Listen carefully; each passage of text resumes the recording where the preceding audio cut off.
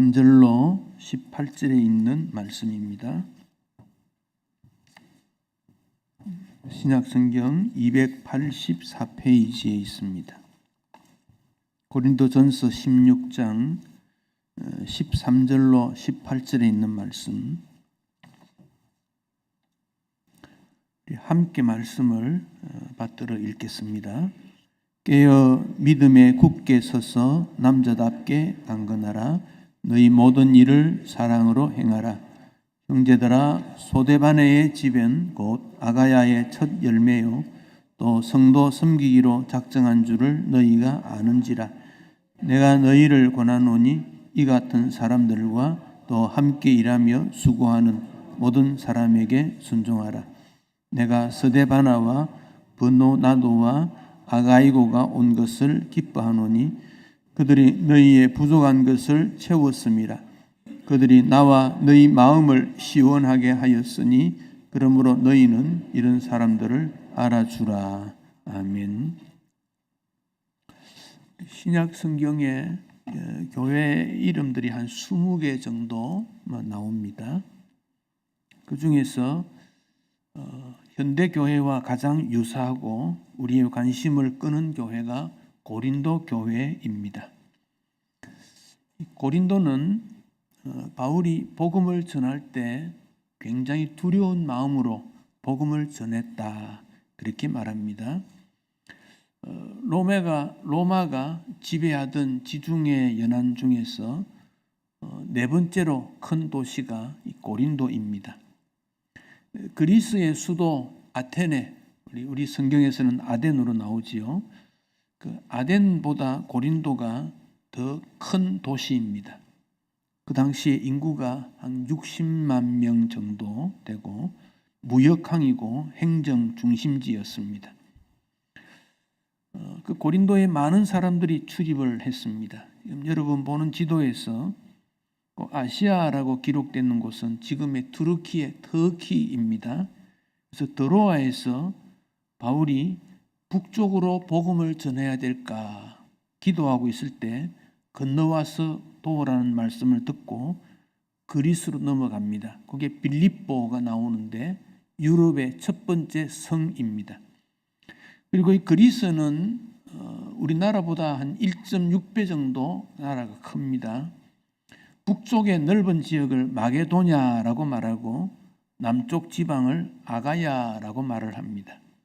그래서 바울이 빌립보, 데살로니가, 베레아 이렇게 복음을 전하고 나중에 고린도까지 복음을 전하는데, 고린도에는 아프로디테라고 하는 신전이 있습니다.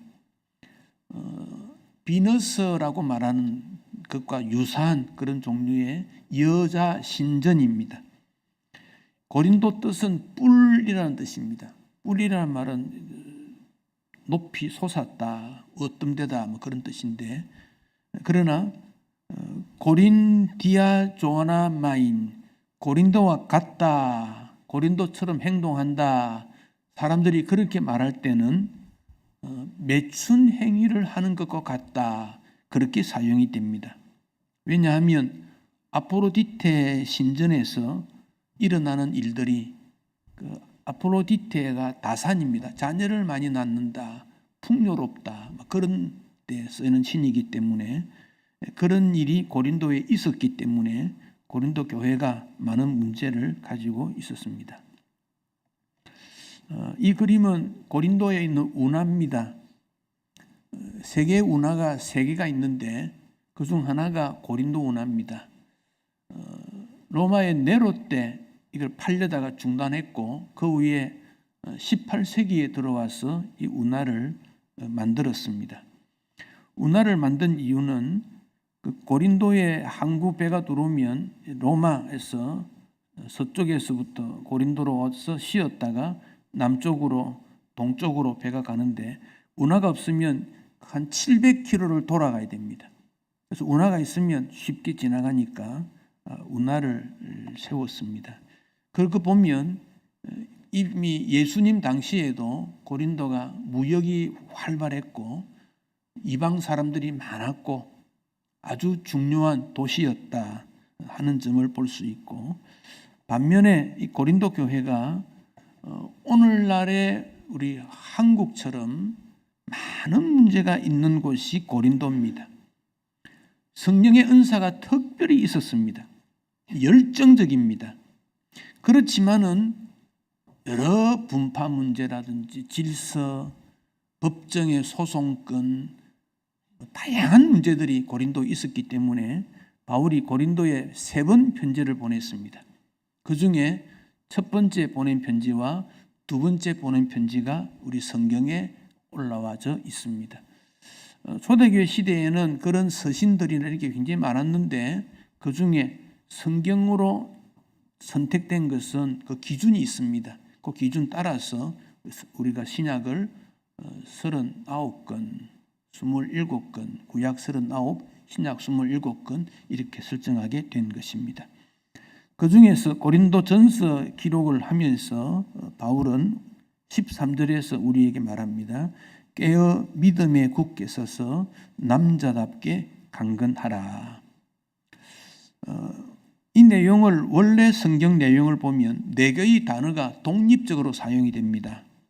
깨어라, 그리고 믿음에 굳게 서라, 그리고 남자다워라, 마지막으로 강하라. 그렇게 되어 있습니다. 이걸 우리 성경에 번역할 때는 서로 연관성 있게 깨어 믿음에 굳게 서서 남자답게 강건하라. 그렇게 말하고 있습니다. 이것은 오늘 우리에게도 동일한 권면입니다. 여러분, 우리 자신을 돌아보면 인간은 죄인이라는 데서부터 출발을 하게 됩니다. 이것을 거부할 수 있는 그 어떤 일이 없습니다. 나는 죄인이었다. 여기에서부터 시작이 됩니다. 또한 우리 사회는 가난했습니다. 죄인이요 부패했고 가난했습니다. 그러나 하나님의 은혜로 건강해졌고 능력이 있어졌고 힘이 있어졌고 하나님의 일을 하게 되는 일꾼으로 세움을 받은 것입니다. 그러므로 우리는 다시 바울 앞에 선다면 바울이 우리에게 깨어서 믿음에 굳게 서서 남자답게 강건하고 사랑으로 순종으로 충성할 것을 권면하리라 생각을 합니다. 이런 모습이 우리는 구약에서 야곱에게서 잘 나타나고 있습니다. 야곱은 어머니 뱃속에 잉태되었을 때부터 형님 자리를 위해서 형과 경쟁했던 사람이 야곱입니다. 야심이 가득했고 거짓과 속임으로 자기의 목표를 이루었던 그가 야곱입니다. 긍정적으로 말하면 진취적이고 목표 지향적이지만 그러나 그런 일을 이루기 위해서는 아버지 속이고 형 속이고 도망쳤고 외삼촌 집 라반에서도 속임의 방법으로 재산을 모았고 가정을 이루었던 그가 야곱입니다. 성공한 야곱이지만 그는 마음이 늘 불안했습니다. 외삼촌 라반 집안에서부터 쫓겨나면 어떻게 할까? 갈 곳은 없는데 이미 아내와 자녀들이 많고 종도 많고 재산도 많아졌는데 이런 일들이 그에게는 도움이 되지 않았습니다. 결국 고향으로 돌아오게 됩니다. 그의 재산을 나누어서 형에게 줄 것도 떼내고 먼저 공격해오면 도망칠 것도 계산하고 그러다가 야복 나루터에서 하나님을 만나게 됩니다. 사실은 하나님께서 야곱을 찾아온 거지요. 밤새도록 하나님과 씨름을 합니다. 내게 축복해 주옵소서. 내게 복 주시지 않으면 안 됩니다. 새벽이 될 때까지 야곱이 이길 수가 없습니다. 야곱은 엄지뼈가 부러지는 그런 아픔도 겪습니다. 모든 것이 무너지게 됩니다. 그런 가운데 그는 하나님 앞에 굴복했고 하나님께서 그에게 다시 새로운 길을 열어주셨습니다. 그 장소 이름이 버니엘이지요. 버니엘. 버니엘은 하나님의 얼굴이라는 뜻입니다. 야곱은 하나님 앞에 자기 자신을 다시 한번 회복하게 되는 그런 은혜를 받습니다. 사랑하는 성도 여러분, 왜 우리가 이른 아침부터 늦은 저녁까지 쉬지 않고 열심히 일을 합니까? 하나님의 부름받은 거룩한 뜻을 이 땅에 펼치기 위해 우리를 세웠지만 우리는 그 하나님의 뜻을 온전히 이루지 못했다고 하는 죄스러움과 미안한 마음이 우리에게 있습니다. 예배를 들을 때마다 우리는 그런 생각을 하게 됩니다. 그런 측면에서 바울이 남자답게 강건해라. 왜 강건해야 됩니까? 하나님의 거룩한 뜻을 이루기 위해서입니다. 하나님의 뜻을 이루기 위해서. 세상을 어느 정도 사신 분들이 모여서 대화를 나눕니다. 나는 무언가 이루고 싶었다. 보다 좋은 것을 후손들에게 넘겨주고 싶고, 나를 사랑하는 모든 사람들에게 미래의 좋은 것들을 넘겨주고 싶은 꿈을 가지고 있다. 이건 남자들의 다 소망입니다. 남자들만 그렇겠습니까? 여성들도 나이가 들면서 모든 좋은 것들을 가꾸어서 후손들에게, 이웃들에게 주고 싶다. 그런 꿈을 다 가지고 있습니다. 그런데 왜 이루지를 못합니까? 세상에 살고 있기 때문에 그렇습니다. 이 땅에 있기 때문에 그렇습니다. 그럼에도 불구하고 우리가 이루지 못했다 할지라도 주님께서 우리와 함께 하시면 그 꿈을 이룰 수 있다. 그게 주님의 약속이고 가르침입니다. 야곱을 통해 나타났고 고린도 교회 모습을 볼 때에도 우리는 그런 일들을 찾게 됩니다. 그러나 고린도 교회는 복음을 받아들였지만은 여전히 분열이 많았습니다. 음란했습니다. 교회 안에서 해결되는 문제를 사회법에 고발하기도 했습니다. 옛 습관에 빠져서 수많은 갈등들이 일어납니다. 그래서 바울은 옛 습관에서 벗어나서 새로운 피조물이 되라고 말씀하시면서 남자답게 강건한 믿음이 있어야 된다고 강조하고 있습니다. 여러분, 남자답게 강건한 믿음이 무엇입니까? 죄를 거부하는 힘입니다. 죄를 지었을 때 회개하는 철저한 하나님 중심적 신앙입니다. 이웃을 포용하고 생각이 다른 사람과 양보하고 믿음을 위해서, 하나님의 나라 위해서 내가 손해보더라도 그것이 옳다고 생각될 때에는 그 길로 가는 것, 그게 남자다운 강건한 믿음입니다. 그래서 바울이 고린도 교회가 굳건히 서기 위해서 여러 교훈들을 하면서 오늘 결론적으로 준 내용이 깨어 믿음에 굳게 서서 남자답게 강건하라 하는 교훈을 주고 있습니다. 깨어라는 이 말은 다시 한번 영적으로 자극을 받았어. 하나님을 향한 관심을 가져라. 영적 도덕적으로 혼란에 빠져 있는 고린도가 새롭게 되어서 하나님께 영광이 되고 하나님의 뜻을 따르고 도덕성을 회복하는 일들이 일어나게 되라는 교훈입니다. 오늘 이 세상은 그런 걸 싫어합니다.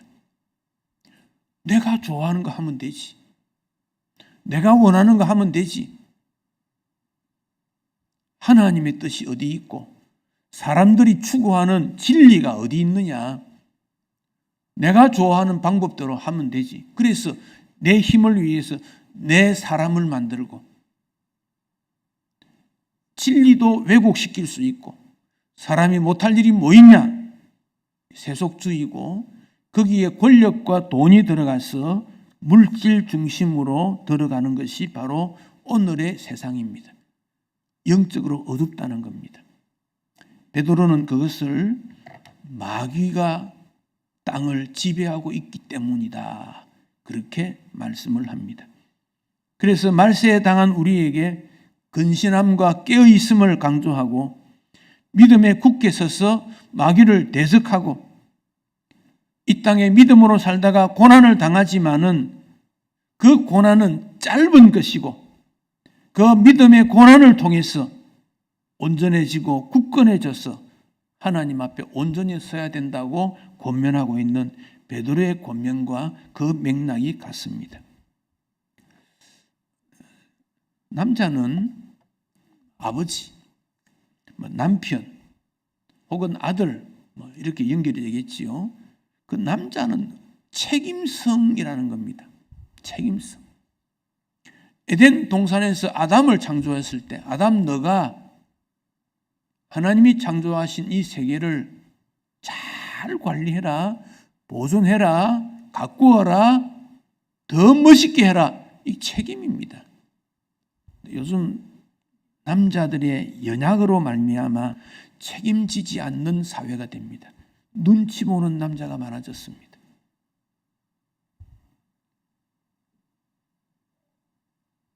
교회 안에서도 교회 어떤 일에 대해서 책임을 지려고 하는 지도자 남자들이 줄어들고 있는 시대입니다. 교회 직분자 되지 않으려고 합니다. 나는 책임질 수 없다. 그렇게 생각합니다. 내가 어떻게 한단 말이냐. 다 그렇습니다. 연약해졌습니다. 여러분, 하나님께서 우리에게 어떤 명령을 주었을 때는 감당할 수 있는 능력도 주시는 거예요. 남자다움의 능력도 하나님이 주시는 것이지 하나님께서 그걸 빼고 너 마음대로 너는 그렇게 해서 그 말 없이 그냥 죽어가 그래 하는 분 아니라 그 말입니다. 능력도 하나님이 주시는 거예요. 능력받아 책임성 있게 섬기는 것이 남자다운 강건함입니다. 여러분, 여성은 무엇이겠습니까? 여성은 부드러움입니다. 온유함입니다. 감싸주는 겁니다. 이게 뒤죽박죽 섞여가지고 혼탁하게 되어버렸습니다.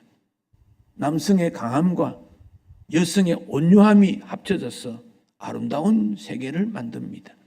그래서 인간은 외면 세계, 내면 세계 있지요. 바깥으로 드러나는 세계는 육신입니다. 외모, 학벌, 지위, 눈에 보이는 것 이런 것들을 외면 세계라 그러면 내면 세계는 눈으로 보이지 않지만은 영혼, 속 사람, 마음입니다. 여기 내면 세계는 우리 주님과 교제하는 공간이 됩니다. 그래서 내 양심 속에 주님이 들어오시도록 해야 돼요. 그런데 내 양심이 딱 굳어져 있습니다. 여유가 없습니다. 왜? 하나님 말씀에 순종 안 했기 때문에 그래요. 순종 안 했던 것을 고치고 고쳐야 되는데 합리화시킵니다. 그럴 수밖에 없었다는 거예요. 없어서 못했다는 거예요. 안 돼서 안 했다는 거예요. 믿음이 무엇입니까? 보리도 5, 물고기 2를 주님 앞에 올렸을 때 주님은 축사하시고 5,000명을 먹이신 능력이 나타난다는 것을 믿음으로 받아들이는 거기에 기적이 있고 거기에 하나님의 능력이 나타납니다. 바쳤더니 그런 결과가 나왔더라. 그게 믿음 아닙니까? 근데 내가 어떻게 다 먹입니까? 내가 먹일 수 없지요. 주님이 먹일 수 있다고 하는 믿음의 마음을 가지는 것, 거기에 영적 교제가 일어나는 거지요. 다윗 이새의 아들이지요. 이새의 아들이 모두 몇 명입니까? 사무엘서와 역대기서가 조금 달라요. 한쪽에는 8명 나오고 한쪽에 7 나와요. 왜 그런가? 역대기는 그 뒤에 기록했는데 아마 8 아들 중에 1명이 먼저 죽었는 것 같아요. 그래서 성경 어떤 곳에 8, 어떤 게 7 나오는데 그때 사무엘 선지자가 왕 세우러 갔지 않습니까? 이새의 아들 첫째, 둘째, 셋째는 매력적이었습니다. 건강했습니다. 그런데 하나님은 나는 중심을 본다 그랬습니다. 속 사람을 본다 그랬습니다. 우리의 마음은 하나님이 머무시는 그 현장이 되는 겁니다. 나의 참 모습은 외면이 아닙니다. 내면이라는 겁니다.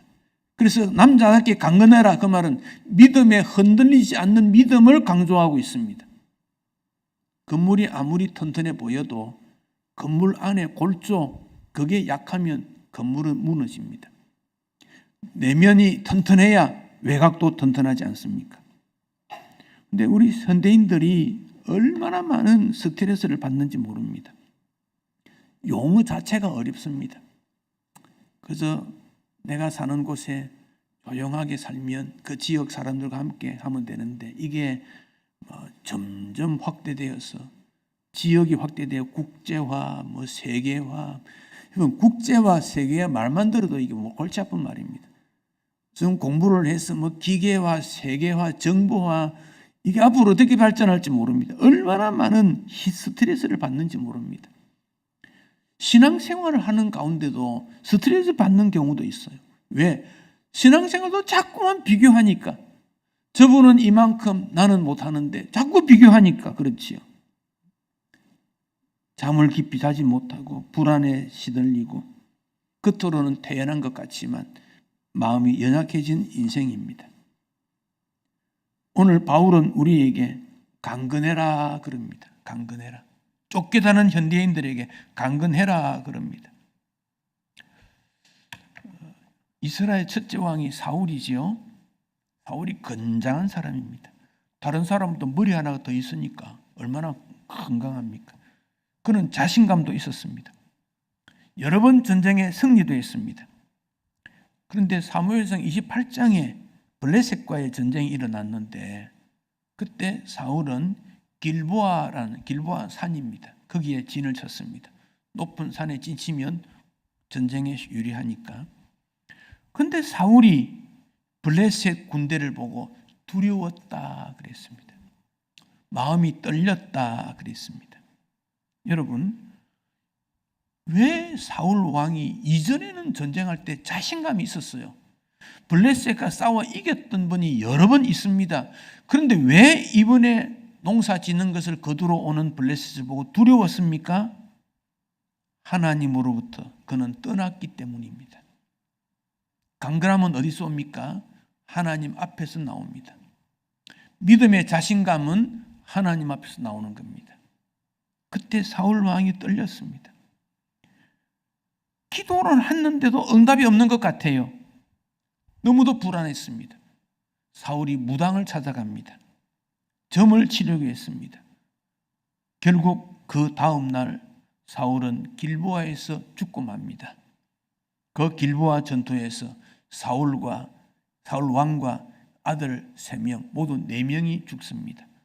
여러분, 내면의 세계가 흔들리면 바깥에 일어난 일에 대해 자신감도 잃게 되고 모든 일이 약해지고 패하는 결과가 나타나게 됩니다.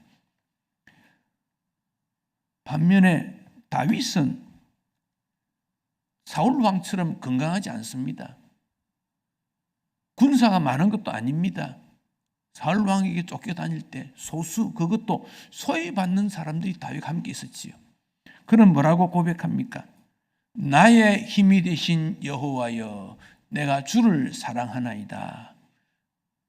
나의 힘이신 무기여, 나의 힘이신 돈이여, 나의 힘이신 권력이여, 나의 힘이신 백성들의 수, 군사의 수, 그렇게 말하지 않습니다.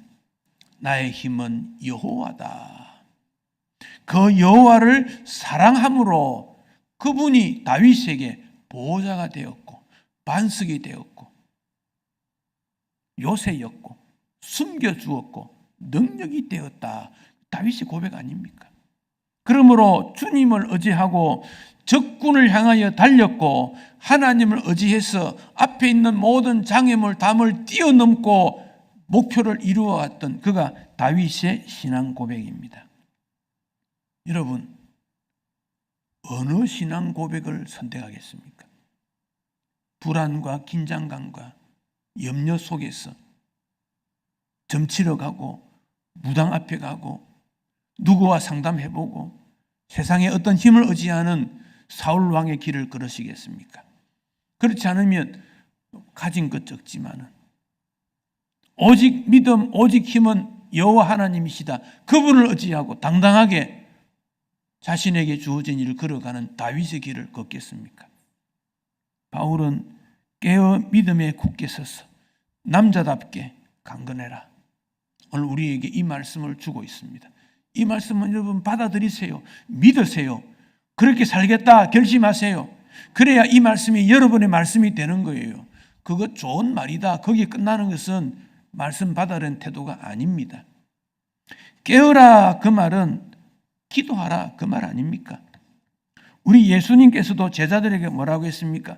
시험에 들지 않게 깨어있어 기도하라. 거꾸로 말해 보십시오. 깨어있어 기도하지 않으면 시험에 든다 그 말입니다. 숱한 시험과 시련 속에서 그리스도인들이 쓰러집니다. 이게 현대 교인입니다. 얼마나 많은 공부를 하고 노력을 했는가. 그렇지만 왜 쓰러집니까? 왜 못한다 그럽니까? 안 한다 그럽니까? 힘을 공급받을 수 없으니까 그러지. 힘은 주님이 주시는 것이지 세상이 주는 게 아닌데 왜 세상과 비교해서 자꾸 힘없다 그러고 못한다 그러냐 그 말입니다. 하나님이 주시는 것 아닙니까? 오늘 본문에 스데바나라는 사람이 나옵니다. 스데바나는 아테네에서 바울을 만났습니다. 그때 예수 믿었다가 바울과 함께 고린도에 갔습니다. 그래서 바울로부터 세례를 받습니다. 아가야의 첫 열매다. 아가야라는 말은 그리스 남부지방 전체 이름을 아가야라 그럽니다. 아가야의 첫 열매다 그랬습니다. 바울이 복음 전에는 그 귀한 믿음의 일꾼이다 그런 뜻이에요. 원래 스데바나는 고린도에 또 나타나는 아주 믿음이 있는 유대인이었습니다. 여러분 15절에 보면 스데바나의 집은 곧 아가야의 첫 열매요. 그 집이라는 말이 나왔지요. 이 집이라는 말은 그 당시 사용될 때 가족뿐만 아니라 집안에 있는 노예들까지를 다 포함해서 집 그렇게 말합니다. 그러니까 스데바나는 자기 가족뿐 아니라 그 당시 있었던 노예 제도에 있었던 노예까지 전부 다가 예수 믿게 되었다 그런 말입니다. 여러분 가족들에게 복음을 전해서 온 가족이 예수 믿게 하는 그 목적을 포기하지 마십시오. 포기하면 절대로 온 가족이 예수 믿는 일이 안 됩니다. 포기하면 그렇습니다. 그러나 기어코 예수 믿게 하겠다 결심하고 은혜 구하면 하나님이 원하시면 이루어집니다. 온 집안이 예수 믿도록 그걸 놓치지 마십시오. 예수님의 제자화는 1차적으로 부모가 자식에게 복음 전하는 게 제자화입니다. 그게 1차적인 겁니다. 1차적인 것. 혈연 관계에 없는 그들에게 예수 믿어라 전하는데 혈연 관계에 있는 가족들에게 예수 믿게 하는 그것을 포기한단 말입니까? 있을 수 없는 일입니다. 그것은. 생각을 바꾸십시오. 언젠가 되겠지. 막연하게 생각하지 마십시오. 여러분의 자녀, 형제, 부모, 친척 그들에게 여러분이 복음을 전하지 않으면 누가 복음 전합니까? 누가 복음 전합니까? 왜 여러분에게 그런 기회를 주십니까? 본문 15절에 또 성도 섬기기로 작정한 줄을 너희가 아는지라 라고 말했는데 이것을 현대인 성경 번역으로 이렇습니다. 성도들을 섬기는 일에 몸바쳐 일해왔습니다. 스데바나의 신앙입니다. 온 집안을 예수 믿게 만들었고 그는 성도들을 섬기는 일을 몸을 다 했어. 마음 말할 것도 없고 그렇게 일해왔다. 그가 스데바나라는 겁니다. 스데바나. 그러니까 16절에 이들의 수고를 알고 순종해야 될 것을 말씀하고 있습니다. 여러분, 사람의 가치는 나라고 하는 존재입니다. 어떤 존재냐? 내가 무엇을 했느냐? 두 가지가 이루어지게 됩니다. 우리 자녀들 전문가로 다 양육시키려고 하지요. 전문가 왜 되려고 합니까? 전문가가 아닌 사람을 섬기기 위해서. 권력자는 권력 없는 자를 섬기기 위해서. 부자는 가난한 자를 섬기기 위해서. 지식이 많은 자는 지식이 조금 모자란 자를 섬기기 위해서. 그것이 주님이 원하는 일입니다. 그게 목적입니다. 이것을 위해서 깨어 기도할 것을 주님은 권면하고 있습니다. 좋은 계절이 되었습니다. 기도할 수 있는 좋은 계절입니다. 좋은 계절을 그러면 어떻게 생각합니까? 단풍 구경 갈까 생각하는데 단풍 구경보다 성도의 교제보다 더 앞서는 것이 성도가 함께 하나님 앞에 모여 기도하는 일입니다. 기도하는 일에 투자해야 돼요. 시간도 투자하고 물질도 투자하고 전도회가 모여서 기도하는 일에 식사를 하고 거기에 간식을 사고 기도하는 일에 힘을 모아야 돼요. 깨어 깃는 일입니다. 남자답게 행하는 일입니다. 병든 자가 있습니까? 예수님 만나십시오. 낙심된 자 있습니까? 용기를 주시는 예수님 만나십시오. 슬픔과 괴로움이 있습니까? 예수님 만나십시오. 소망이 있게 되고 능력이 주어지게 될 것입니다. 워너메이크라는 사람은 존 워너메이크, 미국 사람인데 150년 전, 태어날 때는 오래전이니까 200년 가까이 되지요. 초등학교 2학년이 학력이 전부입니다. 그런데 그는 미국의 기업가고 요즘 말하면 백화점을 제일 먼저 아이디어 낸 사람이 존 워너메이크입니다. 10살 때부터 벽돌 공장에서 벽돌 굽는 일을 했던 사람인데 그 돈으로 성경을 구입했고 21살 때부터 주일학교 교사로 섬겼던 사람입니다. 그가 85세에 죽었는데 65년 동안 주일학교 교사했던 사람입니다. 그를 최신부 장관하라고 요청했습니다. 그가 그렇게 말합니다. 난 주일 되면 아이들 가르쳐야 되는데 장관직을 수행하더라도 주일에 내가 섬기는 교회 가도록 허락해주면 하겠다. 워싱턴에서 필라델피아까지 비행기로 한 3시간, 4시간 가야 될 거예요. 매주일 그는 교회에 가서 주일학교 부장직을 감당했습니다. 그의 섬김으로 그 교회가 큰 교회가 됩니다. 워너메이크의 신앙입니다. 남자다운 모습입니다. 내년에는 주일학교 교사에 좀 자원해 주십시오. 자녀를 길러보고 믿음이 뭔지 아는 분이 교사가 되어야 되지 않겠어요? 하기 쉬운 일만 하는 것이 아니라 하기 어려운 일을 하는 것이 남자다운 모습 아닐까요? 좀 도전해 주시면 좋겠습니다. 그 일을 통해서 14절의 사랑, 16절의 순종, 18절의 사람의 마음을 시원케 하는 일을 하게 되어졌습니다. 리빙스턴은 존 워너메이크하고 출생은 비슷합니다. 1813년, 워너메이크보다 조금 더 일찍 태어났는데 그는 60년 생애를 살았던 사람입니다. 아프리카의 노예 제도 폐지 운동이고 탐험가입니다. 아프리카의 선교 여행과 조사를 쓴 그 책이 7만 부가 팔릴 만큼 유명한 사람입니다. 그가 건강이 나빠졌지만 계속해서 아프리카를 탐험하다가 결국 죽습니다. 헨리 스탠리가 리빙스턴의 시신을 찾았는데 그때 리빙스턴이 썼던 마지막 일기책을 그는 발견했습니다. 그날이 죽은 날인데 생일날과 동일한 날이었습니다. 1873년 3월 19일 그의 일기입니다. 오늘은 나의 생일이다. 나의 예수여, 나의 왕이여, 나의 생명이여, 나의 모든 것이여, 오늘을 기하여 다시 나를 바칩니다. 나를 받아주소서. 하나님은 독생자를 주셨는데 아무것도 아니지만 이 못난 것의 전부를 드리오니 사용해 주옵소서. 아멘. 리빙스턴의 마지막 일기입니다. 여러분의 마지막 일기는 무엇이라고 남기겠습니까?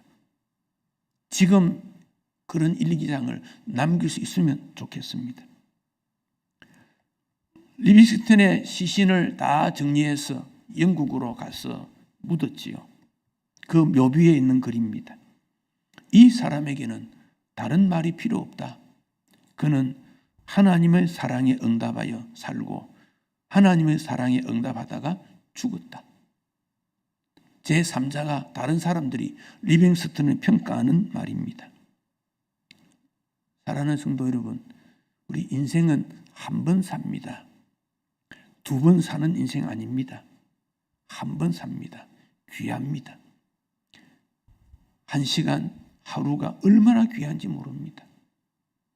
살아있는 것 자체가 기적이고 참으로 귀한 일입니다. 어렵고 힘들지만 하나님의 축복으로 우리는 살아가고 있습니다. 바울의 권면처럼 더 깨어야 합니다. 믿음에 굳게 서야 합니다. 남자답게 믿음에 흔들림이 없어야 합니다. 강건한 믿음이 되셔야 합니다. 주의 일에 더욱 힘쓰시기를 축복합니다. 우리의 마지막이 더 행복하고 하나님께 영광되도록 하나님의 일꾼이 되기를 축복합니다. 아파서, 병들어서, 나이 들어서 허물허물 어쩔 수 없이 죽어가는 그런 인생 되지 말고 마지막 순간까지 하나님께 영광을, 복음 전파를, 예수 사랑을 하나님의 기쁨이 되기를 다짐해야 합니다. 주님은 그것을 기뻐하십니다. 원하고 있습니다. 기도하시겠습니다.